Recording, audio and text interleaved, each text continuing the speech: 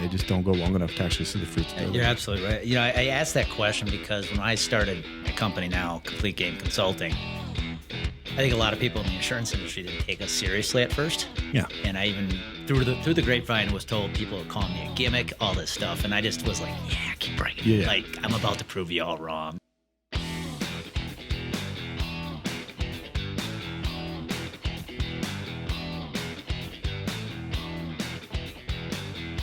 Need me to do a beatbox to kick us in? There's another talent. Yeah. I had a friend in high school that was a really good beatboxer, and I wanted to be like him. His name was Ross. Ross, if you're out there, man, beatbox. Well, I am excited. I've got Samson Jagoras joining me today. And if you've been following the Bullpen Sessions podcast, you've known that we have put the interviews on pause for the summer because I felt like I needed to come back with a better strategy. And here we are. Yeah. Not only are we back with the interviews, Samson, you've been on the show before, so I'm excited to have you on again. It's been a while, a couple years. I think it was I just looked at this week. I think it was episode 33, which, by the way, is my favorite number. So there you go. But my goal was to make these a live podcast. Yeah. Same room, one interview, one conversation. So I'm excited to have you. So Samson, if you're not sure who Samson is, serial entrepreneur, you have what, four different things I'm working on. Things you are involved in right now. We've got Pains to Profit, the podcast, which I've been on. Yep. We've got the gym, Pursuit. Yep. We've got Growth View, and then some land development. So you got your hands in a lot of shit. Yes. But for the audience who hasn't listened to the first podcast, doesn't know who Samson Jagoras is, let's just take us back.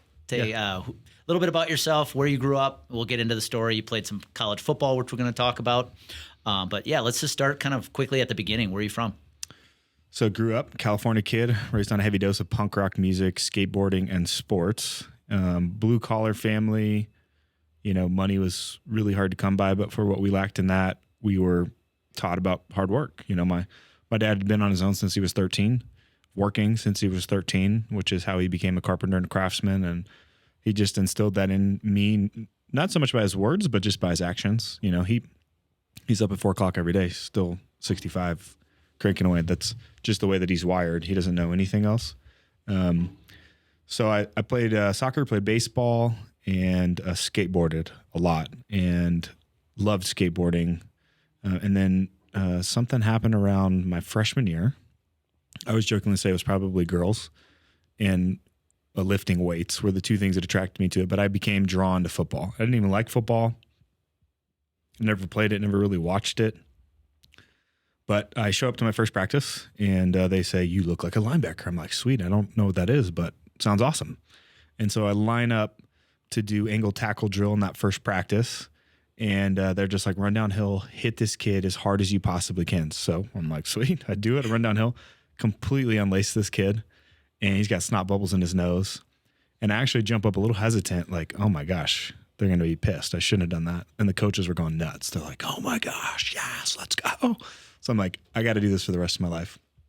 So that was the hook for me into football. And then it pretty much dictated the rest of my life. You know, everything from training to nutrition, I wanted to learn and know as much as I possibly could.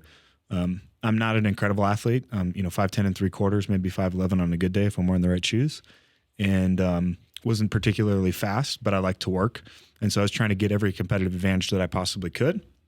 And most of that came from training and nutrition. So that's what drew me towards that. I went to school, studied human physiology, and then graduated, thought I was going to go in the world of like strength and conditioning. Even thought about like orthopedics, being a doctor. And then realized that I met my wife, fell in love, and wanted to care for her. And that was a long, hard road to go, you know, be a head strength coach or even go to med school or do something like that. So I settled on, I'm just going to do, you know, go figure out how to be in sales or something like that. So I got an opportunity to go join a commodities trading firm and become a commodities broker. And that's where the journey really gets wild, because I graduated on a Friday with a degree in human physiology and walked into a commodities brokerage on a Monday.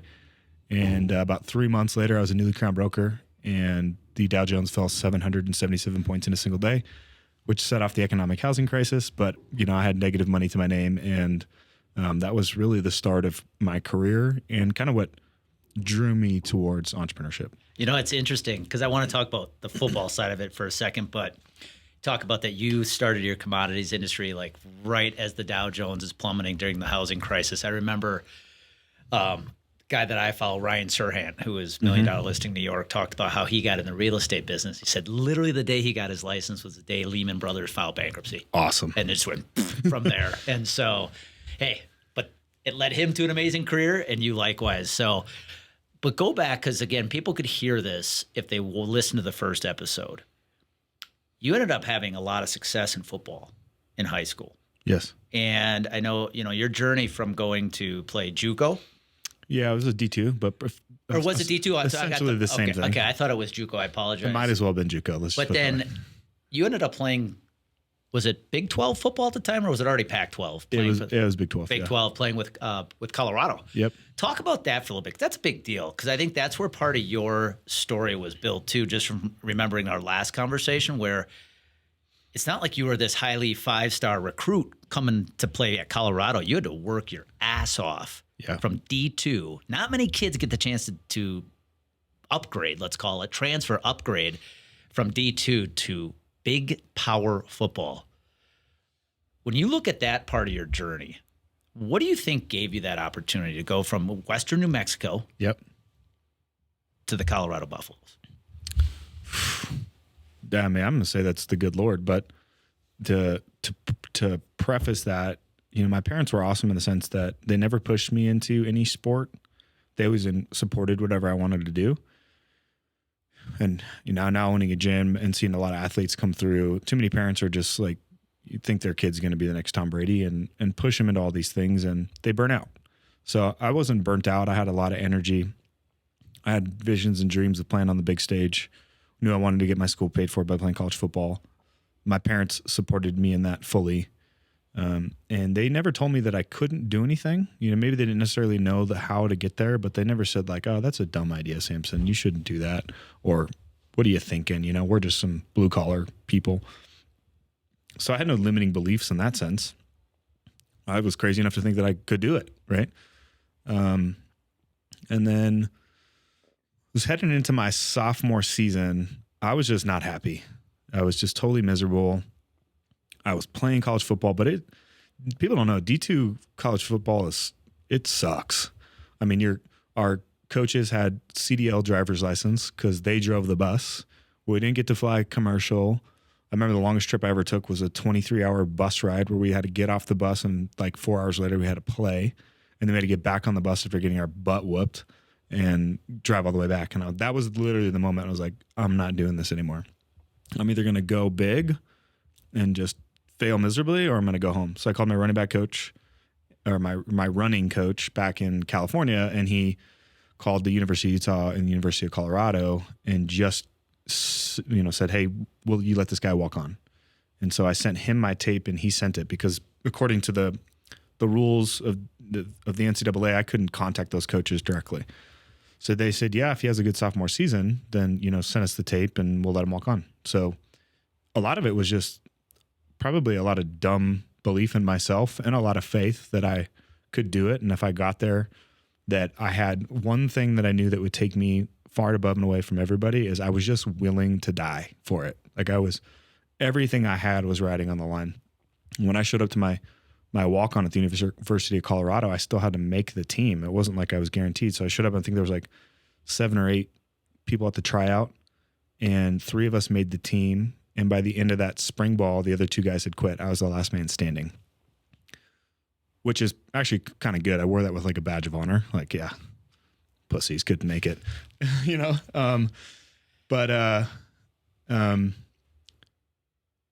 it's actually a really awesome place to be. Most people don't take themselves there enough to say, I'm putting it all on the line and it's do or die. I'm going to burn the boats, and literally like not making is not an option.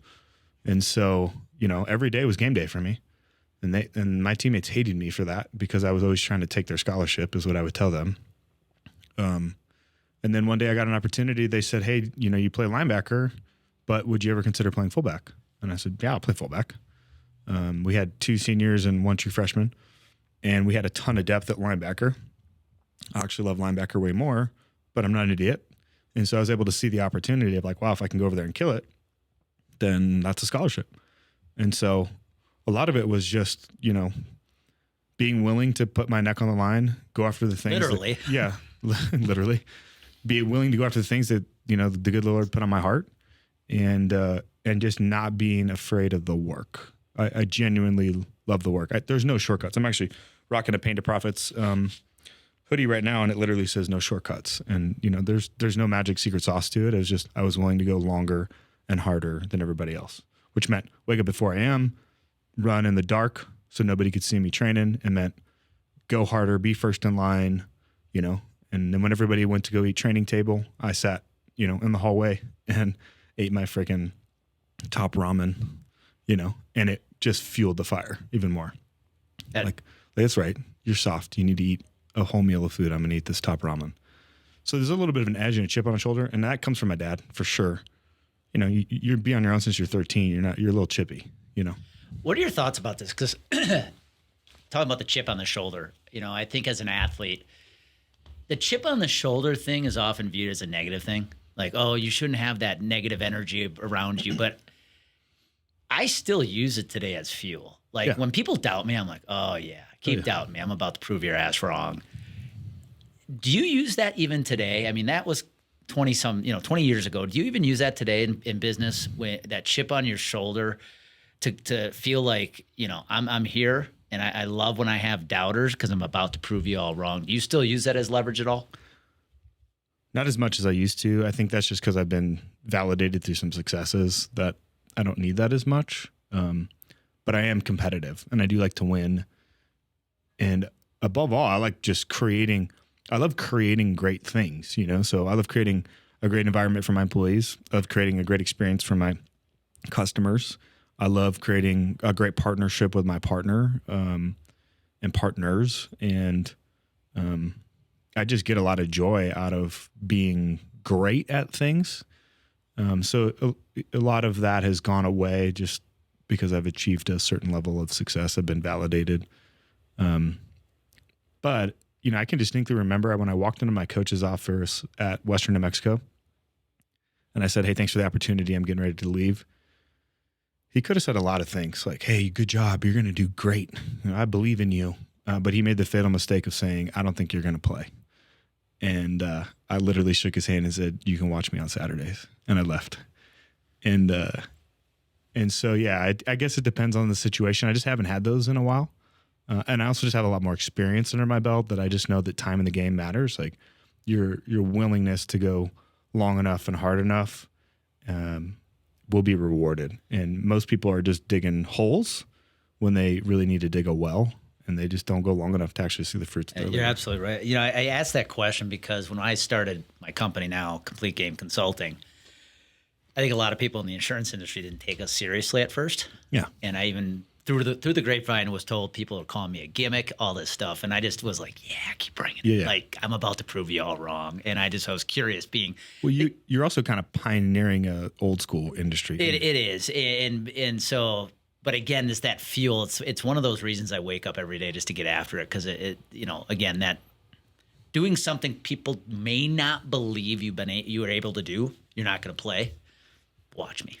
That also that rolls over into like big vision and big mission of like the industry needs this. It's important for the industry, and more importantly for all the agents that are out there trying to make it happen. And so our mission is, it's bigger than just me against you. It's me taking on, it's David and Goliath. I'm taking on the entire industry in the way that it's viewed and trying to change it. Good way of putting it. One last question about the football career, because I'm very interested in knowing this. So your football career started when you got on the field, and you said freshman year? My very freshman year. I was ninth grade. And they said, go hit that kid, and you just lit him up. Here you are now in the backfield playing Power 5 football. Was there ever a moment when you're in that backfield and now your job's to go light up that linebacker when you're like, holy crap? Yeah. And you realized how far you've come from that freshman kid who just didn't know what he was doing, just went and lit a kid up and was like, yeah, to here you are playing Division I college football, and your job is to do the same thing, but now you're taking on superhumans. You're taking on these linebackers, these linemen at Division I football that are freaks of nature. Yeah. I mean, when most distinct game of my career was we beat Oklahoma when they were number 1 in the country. That was pretty awesome. I had some pretty big hits in that. But I think the biggest like whoa moment was when I ran on the field for the very first time behind Ralphie the Buffalo, which is probably one of the greatest traditions in college sports, probably one of the most recognizable, as a scholarship athlete. Right. So 1 year, pure suffering. I lived in an apartment. I had no car, had no cell phone, ate top ramen, took the bus everywhere, didn't drink, didn't party, worked my tail off, and then finally got validated, ran out, starting fullback on scholarship. It still gives me chills right now just talking about it. Like that moment was like, wow. Okay. Yeah. This is amazing. I think that, that moment for college football or college basketball, I think is something that a lot of athletes like you can experience. Playing in college baseball, there's no running out onto the field, right? Like there is in football or college basketball when you come out of the tunnel. Right. That I gotta believe that first time when you come out of that tunnel with a full crowd, with a full stadium, that's got to be just unbelievable. It's unreal. Yeah. So let's fast forward to get to really where I want to talk about today, which is daily habits and rituals and things you're doing to manage all the businesses you're involved in. What led you to basically, I'm going to say, jumping off the cliff and starting what you have today with Growth View, the gym, and everything else? Because you had a nice job, right, at Madwire. And Madwire, a lot of people know who Madwire is, with the Marketing 360 program. Like, what made you realize, like, okay, this is my time to go off and really jump into the world of entrepreneurship? I think it was skills development was a big part of it. I always had the itch, I think, but I didn't have the confidence to do it. And, you work, I think it was 12 years in sales, marketing, and we scaled up a company from 0 to 100 million and 600 employees and 2 acquisitions. So it gives you a lot of confidence, but we were specifically working with small to medium-sized businesses. So I got to poke my head inside of thousands of businesses, some great, some not so great. And some of the epiphanies you would have is, man, if this guy can do it, like, why can't I do it? And then I started to lose fulfillment in the work that I was doing.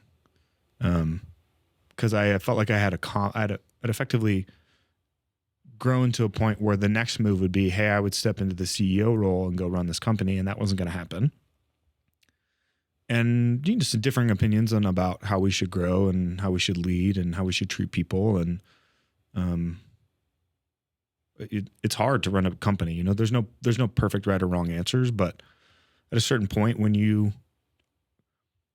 I'll explain it like this, and I think this will make the most sense. Imagine you're an incredible musician. You can play every instrument. You can write music. You can sing. You can play the piano, the guitar, the bass, the saxophone, etc. And I say, Andy, that's good, man. We love that you can do that, but we just need you to play bass guitar, and we're only going to play cover songs. You'd be like, damn, like I know I can do that, but that's just not the best. It's a gross misuse of my skill set, and it's not very rewarding or fulfilling. It doesn't allow me to create. When it was probably eight years ago now. Yeah, 8 years ago. I think it was about 30. I woke up and I had a panic attack. Thought I was going to die. And it was riddled with really bad anxiety for like 8-9 months after that. But through that whole thing, what I realized was what I was most scared about is that I was going to die and then not do the stuff that I wanted to do. I wanted to open a gym. I wanted to be full-time in real estate investment. I wanted to do a podcast. And so I just had to make a decision on, what was more difficult, continually doing what I was doing and not being happy and unfulfilled, or just, pulling the ripcord and going all in on the stuff that I wanted to do. To me, entrepreneurship is it's like writing music. It's a form of creativity. You see this thing, you have this idea, this brand that you want to go create, and you get to go do it. And you get to go do it with a team of awesome people. And not being able to express yourself in that way, man, it's demoralizing. So yes, there's some push towards like monetary reward, but for me, it's ultimately about fulfillment.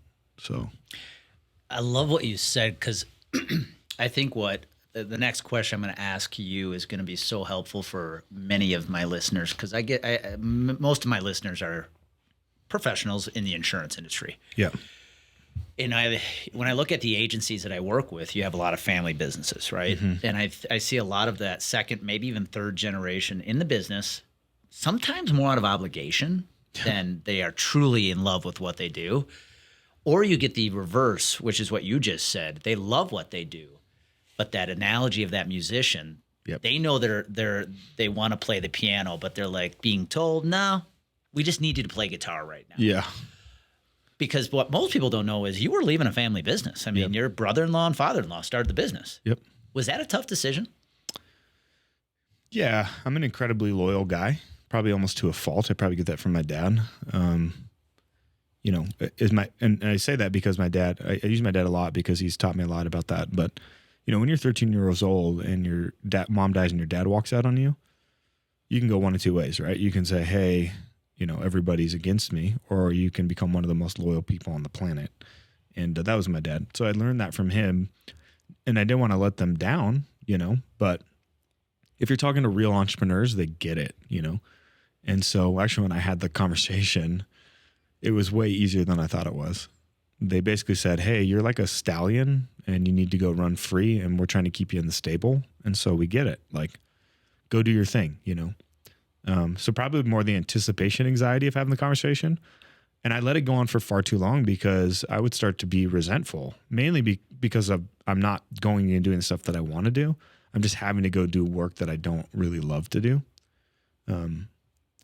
On the note of family businesses, I was thankful for, like, you know, we all kind of grew up into that business together.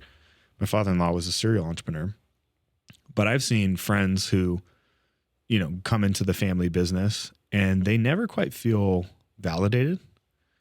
And a little part of them always feels unfulfilled. And, you know, honestly, my biggest advice to them is you should probably just go and do your own thing. At least you'll have perspective that maybe the grass isn't greener, or that you do or don't have those chops that you think that you do. You can always come back to the family business if you leave it well, but you should probably get out and go just spread your wings a little bit and do your own thing. So that's what I see most commonly. And or maybe they think they're doper than they actually are, you know? Well, I think you bring up a good point, though. You just made me realize this. I think a sign of a good entrepreneur is somebody who runs a business, and when they have entrepreneurial people working for them, and that day comes when that employee wants to go fly, yep, giving them the permission to go fly. I see it in the insurance industry all the time. I don't know if I can call the owner of that agency an entrepreneur when one of his or her producers wants to go start their own business, and they just basically treat them like crap. Yeah. Because they're trying to become who you are. Yeah, it's the weirdest concept to me, and I'm thankful because I've seen that go really wrong. I've seen people do some really dumb stuff to their former employees who wanted to go off, and, you know, you're a big organization and you're like worried about this little 2-man shop over here. It's like, what are you guys doing? Like, go water your own grass, you know? What are you scared of? I think entrepreneurs do that out of it's a fear response, because they've done a really terrible job of doing two things. One, building a business that can operate without that person. And two, actually pouring into that person to the point where they feel like they don't need to leave. And with entrepreneurial people, if they feel like they can't go spread their wings and fly, or their ideas are not resonating and not being leveraged or utilized, then they're just going to take their shit and go somewhere else and do it where they can. And, you know, 9 out of 10 times it's going to be to do their own thing. So that's on the entrepreneur. That's on the owner of the business, 100%. Think about your coach at Western New Mexico. Yeah, exactly. When you left, this is you going out flying. You're flying. You're opening your wings here to go play Division I football. Yep. He could have said, man, that's awesome. And instead he said, you're not going to play. Well, dude, it's like sales 101, right? It's like, how desperate, right? The more desperate you seem, the more, like, it's dating 101. The more desperate you seem, she's like, okay, dude, get away from me, right? You got to play it cool, man. You got to let them go and do their own thing. And guess what? Like, good job. You raised up an entrepreneur inside of your company who went on. Like, that's the merit for me. If I have an entrepreneurial type of company and my people want to go on and do that, awesome. I either needed to create better opportunities so that you could go spread those entrepreneurial wings or rock on. I also know, sitting in the entrepreneurial seat, how freaking hard it actually is. So if you think you're that dope and you can go figure it out, shit, go for it. But, like one thing is I'm not worried about is in the gym business, people going and starting a gym to compete with me, because I know how hard it actually is. And you know who my best trainers are? It's the trainer that said, nah, I tried to go start my own gym. I couldn't do it. I was thinking about the whole analogy of the transfer portals that exist now in college sports. Mm-hmm. And one of the things I think the portal is really good for is when you have a kid who starts off D2, D3, and they blossom. Yep. And all of a sudden they want to transfer up. Like, all power to them. I think about the kid that went from D3 to playing college basketball at Michigan, and now he's playing pro basketball. Wow.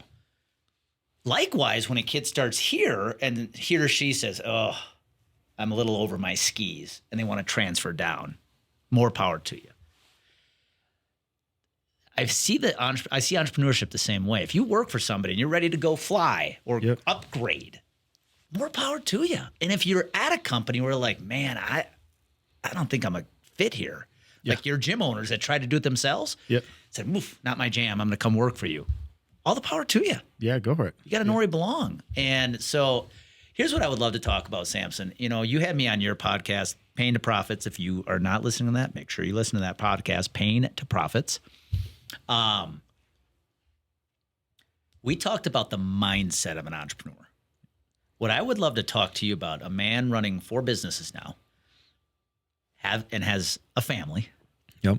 How in the hell do you do it all, man? Let's talk about habits. Like, what are your mornings like? How do you get yourself in a mental and physical state to take care of your family, spend time with your family, but also manage 4 businesses? So it's twofold. On the personal side, there's like 7 pillars: faith, family, finance, business, my physical health, my intellectual growth, and my social life. And it's really making sure those things are in check and in tune. So my daily practice is I wake up somewhere between 4:30 and 5, depending on the day. Sometimes it's earlier. And I literally go downstairs. First thing I do is I'm getting ready to go work out, slam some pre-workout, drive in the car, sit in the parking lot, and I hit my Bible study, I journal, and then I go walk for like 30 minutes. And in basically an hour and a half, 2 hours, I've worked on my faith, I've worked on my body, and I've worked on my personal growth, because I'm usually listening to some sort of podcast and some sort of or book or something like that from a personal development. So I've grown intellectually. How the day starts is how the day goes. The rest of my life is really controlled by I master my calendar. So nothing really happens to me. I know exactly what's happening in the day. It's incredibly rare for me to get sideswiped by something.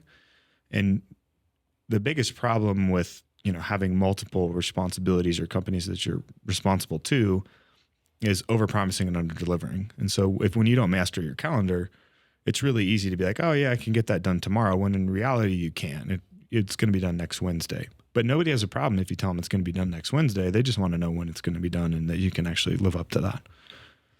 So that's how I really control my life. The other thing I started doing probably in the last 2 years is I started taking time on my calendar, and I have like what I call blocked or no fly zones. So that's how I manage my personal life, of like, hey, dude, between the hours of 5 p.m. and 9 p.m. at night, like that's family time. I can control that. Maybe there's a little emergency or something. When I look at my calendar and people say, oh, can you do beers at 5? It's like, no, I don't have time at 5 o'clock. Because it's a meeting with myself and with my family and that thing that's important to me. And then when it comes to my business, I've become a practitioner of the EOS system, and I run it in everything that I do. We run it in the podcast business, we run it in the development business, we run it in the syndication business, and we run it in the gym business. And having an operating system for your business not only allows you to better lead and have clear direction and focus on where you're going and what you're doing and what's most important right now, because you're getting 1,000 things thrown at you every single day. But then it also makes everything that I need to do in each of those businesses very practical and actionable, because, you meet every single week. you solve issues, you set action items and to-dos, and then you spend the next week actually getting those things done. So it's a very tactical, like block and tackle type of approach towards hitting your 10-year vision, your 3-year picture, and your 1-year plan. The byproduct of that is my entire team now knows that system. And so if I'm gone or I'm out of the equation for whatever reason, let's just say that we had a meeting today and I had to fly to go look at an apartment complex in a different state. The next person who's in line stands up. They can run the meeting. They know how it goes. They know how the scorecard system works. They know what the expectation is, and the business still hums. And so basically from day one, I've been trying to build businesses that don't actually need me to operate, because my ultimate goal was freedom of purpose, right? Just basically 4 freedoms. There's a great book called Self-Managing Company. The 4 freedoms that every entrepreneur is chasing, and in the order that they need to get them. The first one's freedom of time, then freedom of money, then freedom of relationship, and then freedom of purpose. And when you're building a business, you're building an asset. You're building a self-managing company that continue to produce cash flow and frees you up with irreplaceable people that run the organization so that you can go, whatever, grow your endowment, spend more time in your church, whatever that thing may be. So I was just fortunate enough to go through, watch business, grow up in a business, make those mistakes, see it not done well, see that lack of balance in people's life, and say, I'm not doing that. I'm not building a company to go take it public. I'm building lifestyle businesses that allow me to live the lifestyle that I want. And when you have that system, then you can plug great people into the team and everything gets easier. It's a good point. It's something I have to take to heart, because when I look at my business, we're growing, things are great, but a lot of it still relies on me. And that's the part that scares me, because like you just said, you want to build a business that can operate without you. Mm-hmm. Talk about EOS a little bit, because I've read Traction, and I actually did the VTO even before I had any employees whatsoever. Perfect. I love that. They tell you you're not supposed to. You should have a team, but I'm like, good, I'm going to do it anyways. I don't agree with that at all. Okay, good. Because here's what I would love to know, just from your perspective, for folks who've never read Traction, don't know what EOS is, just at a high level in your opinion, what are some of the highlights of running EOS in your business? Yeah, so it's an operating system. So if I pulled out my iPhone right now, do you have an iPhone? Yep. Okay. And I handed it to you, you would know how to use it. Why? Because it has a common language and operating system. As an operating system. So EOS it's not revolutionary in the sense that like they just created some new viewpoint on business. They've just organized it. And they said basically most people are building businesses without clear direction on where they want to go. And that's what your big, hairy, 10-year audacious goal is. It's kind of fuzzy, but like you got to have vision. And that vision could even be as, hey, within 10 years, I want to have a self-managing company that I can then pass down generationally to my son or whatever it may be. Cool. That's where we're going. That's important because then you use that information to say, okay, great. What do I need to do in the next 3 years in order to put myself on pace for that 10-year goal? Now it becomes a lot clearer. 3 years from now is not that far. You're starting to get down to measurables, numbers, metrics, revenue, employee headcount, team, tech, things that you need to actually be able to do that, be on pace, not at your 10-year goal. From there, I can then back down one more step and say, okay, what do I need to do in the next year to be on pace for my 3-year goal? Okay, great.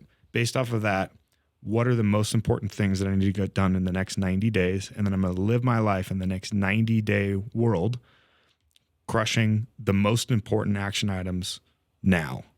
You can't do everything at once. So there's a great book by Gary Keller called The One Thing, right?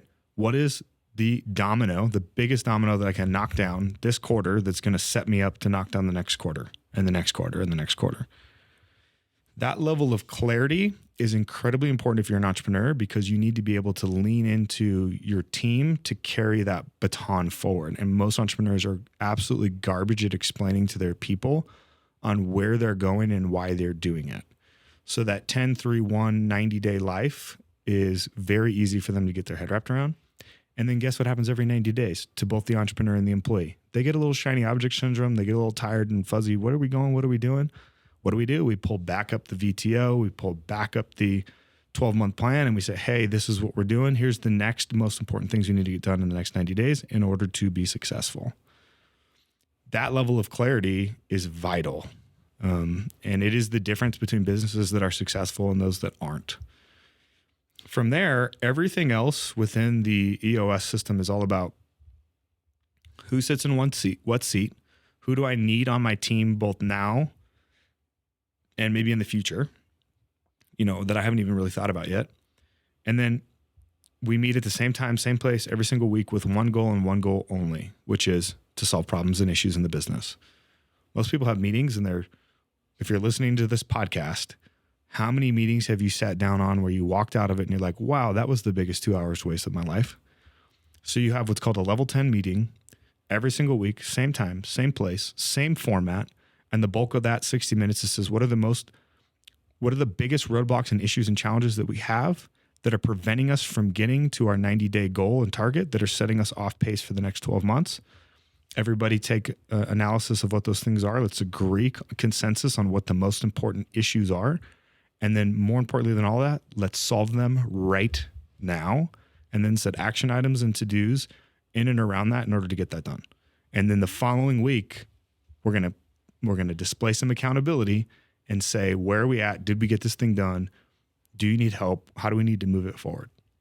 The byproduct of that is inch by inch, step by step, week by week, you are tracking, hence the word traction, which is what the name of the book is, toward your goal. I love that. I mean, if somebody's listening in, would you recommend their whole team reading the book Traction?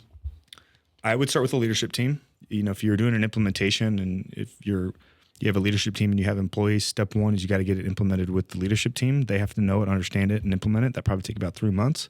After that's dialed, you then implement it with the team. And the way you run it with the team is a little bit different than the way that you run it with the leadership team. And then depending on the size of your team, that can then pipe down chain. So for example, you have a VP of sales, he's in the leadership, right? So the leadership has the leadership meeting, and then that VP of sales, he goes and has a level 10 meeting with his sales team or his downline next in line until it all the way gets down to the bottom and the employees. And really at that point, you're just like telling them like, hey, this is what we need to go execute on. You might be gathering feedback on issues and problems from them, but you can't have, the democratic process for every single decision, So the smaller and more intimate group is the one. And then all the resources and materials are available and free for people to go download and exercise and use.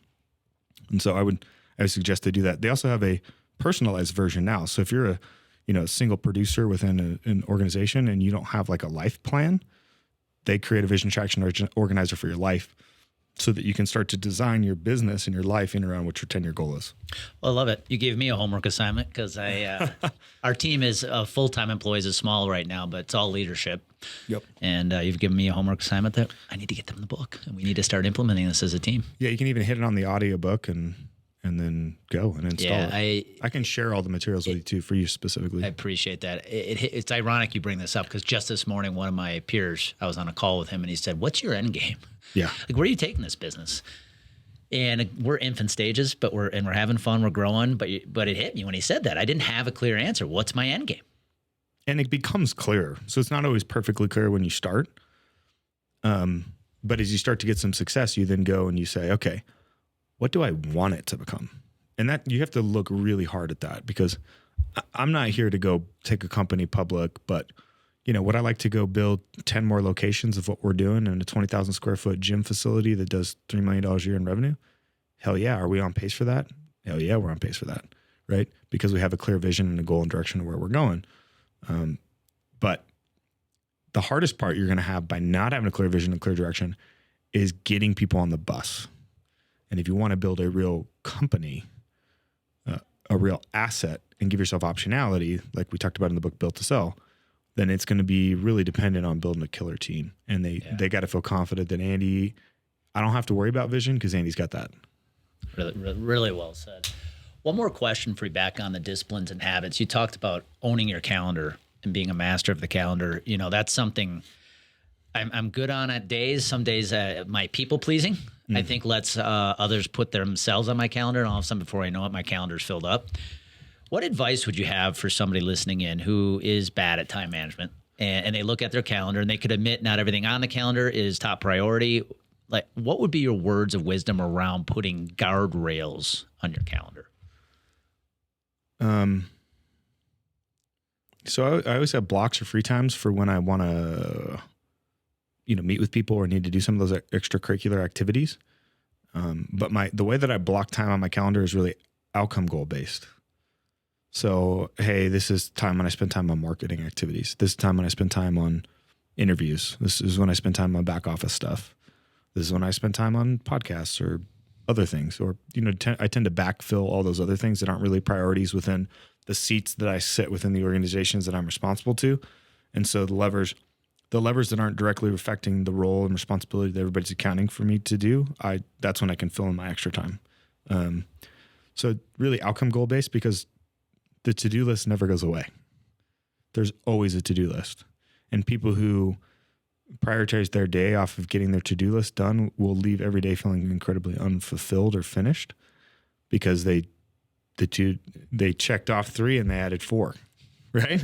So you definitely can't do it by that. So my to-do list is just there.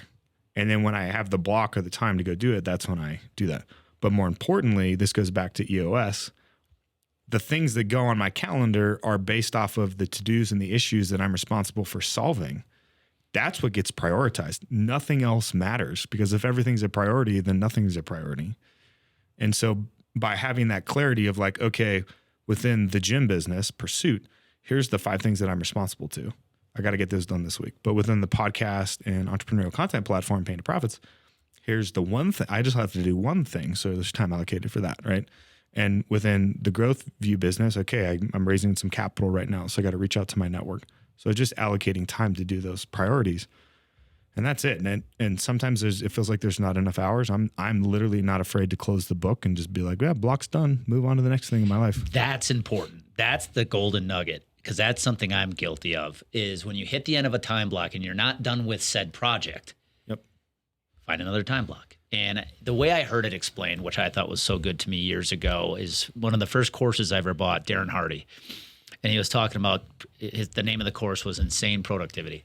And he talked about this concept of shelving. When you time block what you're doing, you're saying, I'm taking this priority and I'm shelving it till Thursday. And I don't have to think about it till Thursday. Yep. And I think that's where so many people make a mistake, especially new startup entrepreneurs, is this to-do list of everything is always in their head constantly. Yep. And that's why they're stressed out. They're always working on the most urgent, not the most biggest priority, where if they would just time block and shelve and go, I got it. That's in my calendar for Thursday, and I'm working on this today, and I don't need to think about that until Thursday. 100%. And you're gonna have seasons where you go through that and it'll feel that way. I do highly recommend The One Thing if you haven't read that. Book changed my career. Yeah. So on that note, right, you have to like have what's the most important thing that I can do right now so that everything else becomes unnecessary or unimportant, right? That's the focusing question, right? And so that's still applied. You look at your to-do list, your block comes open. What's the one most important thing that I can do right now so that everything else becomes unimportant or unnecessary? Do that thing. Great. Block's over. Close the book. Jump on the sales call and enjoy it and be present. Be present for the podcast. Don't worry about the other thing. Those things will never go away. Your scorecard helps you dictate of like, are the actions that I'm doing actually getting me towards the goal? Am I tracking? Is revenue growing in the way that we want it to go? If not, then okay, you can solve that issue. Then maybe you're not focused on the right one thing. Love that. But you can't, if you're not given enough time to season, how do you know? It's like working out. It's like, oh, I did it for a week. I don't have abs. Better go back to eating like an asshole. It's like, no, that's not how that works, Last question as we put a bow on this. A lot of people always ask, like, if you could go back and talk to your 18-year-old self, what advice would you give them? Here's what I want to ask you, actually, from an athletic standpoint. One thing about sports is as you get older, physically, the worse you get typically, right? Yeah. There comes a point you can't play that sport anymore. You just don't have what it takes physically. But knowing who you are now, mentally, and everything you've gone through in a business perspective, do you think the way you think today, would it have changed the performance you had on the football field 20 years ago? Without a doubt. And the biggest thing being, I genuinely do not give a shit what you think about me for the first time in my life. And it took me a while to get there, but I actually did a post about this morning. I used to work out because I cared the way that I looked for everyone else, or I cared to be a better athlete or whatever. But it was really because I wanted to be a better to what everybody else thought outside. I work out now because of the people who are counting on me. Two totally different perspectives. You don't think I have the perfect physique right now? Well, perfect. Great. I'm not doing it for you. I don't give a shit. That's not why I do what I do. And so if I was better at saying, I don't care what you ultimately think about me, I would have been less hesitant and less scared to go, play all out on the field or do the things that I did. I was too worried about what other people thought. And so, yeah, I would just say, hey, God made you unique exactly the way that you're supposed to be, and embrace that. Funny example, but we'll get personal. The beard that I have right now, I used to hate being hairy to the point where I would shave my chest and my arms. My dad's a hairy guy. I'm Greek and Italian. I'm like all the hair, right? I would say I'm 100% Greek. I'm 100% Italian. That's why I'm so hairy. But he was the guy that had the hair coming out of his shirt, and I didn't embrace it. And dude, I give my wife so much credit because she loves me exactly the way that I am. And she's helped me love myself more. And the moment that I started embracing that, dude, this is the way that God made you, man. You're a hairy son of a bitch, and people started going dude, I wish I could grow a beard like yours. And I didn't even know you could grow a beard like that. I'm like, this thing is kind of sweet. You know what I mean? So that's why I've been embracing it. So that's the difference, man, is just entrepreneurship's a lonely road. Sales can be a lonely road. And if you're worried about what everybody else thinks, you're not going to create content the way that you should. You're not going to communicate the way that you should. You're going to try to people please everybody. And people want authenticity and they want real, pure intent. And if you do that, you're going to win. You're going to win in the content game. You're going to win in the sales game, and you're going to win in the business game. I love it. Couldn't agree more. I think the number one piece of advice I would give somebody starting their own business is you can't give a shit. Can't give a shit what people think. So I know you got to roll, man. If somebody listening here is like, this dude's awesome. If you can't see him, you just think the name Samson, you think of beast, and this guy's a beast. What is the easiest way for people to get in touch or to follow you? LinkedIn is by far my best channel. It's where I do the most engaging in talking with the community. And as you know, most of it goes down in the DMs. My name is super unique. There's only one Samson Jagoras on the internet, period. SamsonJagoras. You can find me on LinkedIn easy.